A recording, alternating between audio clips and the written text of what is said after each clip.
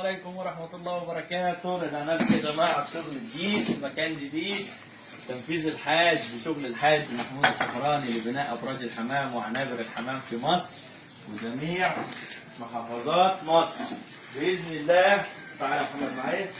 بإذن الله النهارده بننفذ عنبر حمام لاحم فرنسي يشتغل معانا جميع أنواع الحمام. العنبر زي ما حضراتكم شايفين النهارده بننفذ العنبر دهوت بعدد اجمالي 3000 فخاره. فخاره يا جماعه هي اللي احنا هتشد لها فخاره يا محمد. تعالى يا محمد هات هي فخاره مش اهي. تمام. الفخاره بتاعتنا اهي فخاره الحلال 25 سم بطول 35 سم بتمشي معانا بجميع انواع الحمام. تمام.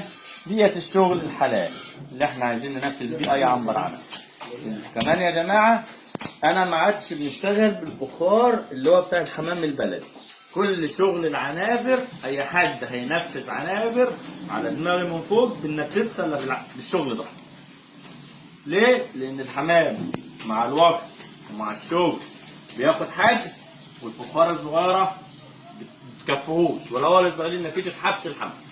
علشان كده يبقى احنا غيرنا الشغل وبنشتغل بالفخاره دي. نجيب لاحم، نجيب جمعيات، نجيب زاجل، نجيب رومي، نجيب روماني، نجيب كريزليات، نجيب بلدي، نجيب عيال صغيره هنحطوها هتشتغل باذن الله تعالى. فخاره التبييض الداخلي ايدي مفتوحه. تعالى يا محمد ايدي مفتوحه جوه ما شاء الله عليها الشغلانه اهي. تمام. حبيت نوضح النقطه ديت لحضراتكم. الصف اللي ورايا ده هو كله اهو اللي انا ماشي بيه تحبيك من الاول جادوس لاخر جادوس. الخشب ده اهو بسم الله ما شاء الله خشب ابيض. خشب ابيض اهو. خشب ابيض. تمام. خشب الابيض ده هو هيمسك الجنب دي والجنب ده. تمام يا جماعه.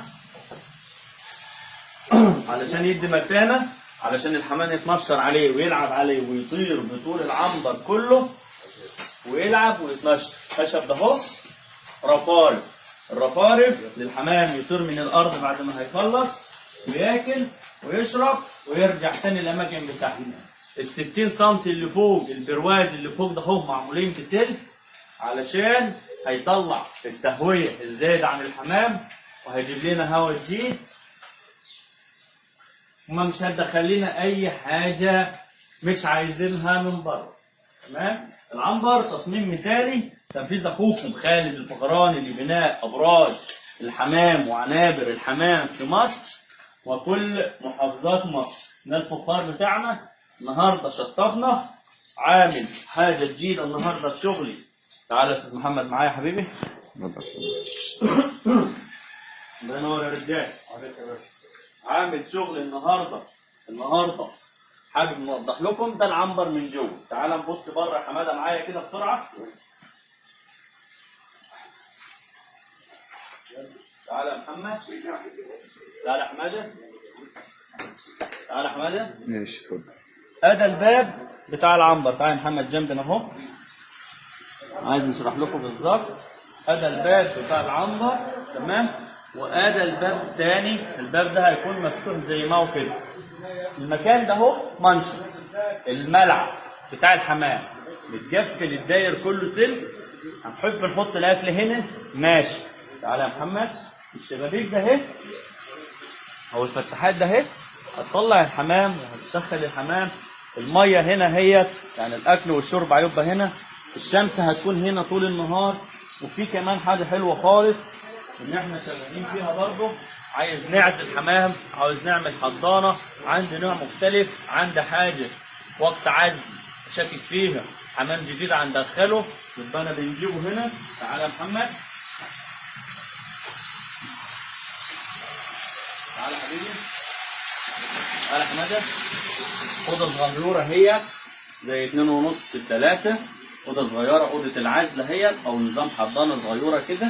نحط الحاجه اللي انا عايزها لحد لما نطعم ونظبط اموري في الحاجه ديت وبعدين ننجل حمامي العنبر الرئيسي بتاعي. الشغل ده هو شغل اخوكم خالد الفخراني بننفذ في كل المحافظات في مصر وجميع الأماكن. تليفون 010 6910 41 96. تمام يا جماعة؟ منتظر يا رب، منتظر استفساراتكم واقتراحاتكم على الفيديو لما ينزل بإذن الله تعالى على قناتنا على اليوتيوب خالد الفخراني لأبراج الحمام، وعلى صفحتنا على الفيسبوك حاج محمود الفخراني لبناء أبراج الحمام وبنى أبراج الحمام. الشغل بتاعنا شاهد عليه. السقف معمول صاج، هياخد طبقة ترابة خفيفة فوق ومعمول بعازل من فوق، تضمن ان تمتص درجة الحرارة وتديني عوامل جوية مناسبة في الصيف وفي الشتاء. الطينة ديت الناس اللي بتقول لي انت بتبني الطينة ما ينفعش نبني بأسمنت ليه؟ الأسمنت مع درجة الحرارة في الصيف بيخلي الحرارة تعلى، فبالتالي هيعمل فاش، فبالتالي المكان ده بتاع الحمام هيكون حر، درجة الحرارة هتعلى. أما الطينة ده اهي زي بيوت زمان بتتعامل وتتناسب مع العوامل الجوية في الصيف والشتاء. تمام؟ يعني بيرطب علينا في الصيف وبتدفي في الشتاء.